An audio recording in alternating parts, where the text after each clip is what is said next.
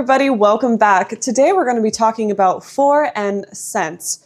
When do you use them? These words help us talk about time, especially when it's in the present perfect tense.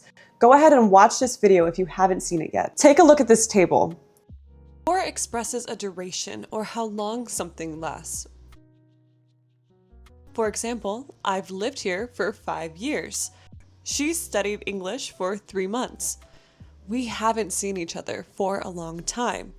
Remember, for is basically how long something lasts. We use since to express a starting point in time. For example, I've lived here since 2020.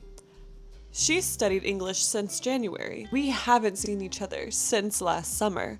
Again, since is when something began or started. Let's go over the pronunciation of them both just to make sure you have it down. Repeat after me. For, since. That one's a little harder. Since. So remember, for is a duration and since is a starting point. Go ahead and practice with me. Fill in the blank with either for or since. Number 1, they have been friends 10 years. For 10 years. It's a duration. Number 2, he has worked at the company 2015. Since 2015. It gives a starting point in time, a starting point in the past. Number 3, I have known her last summer.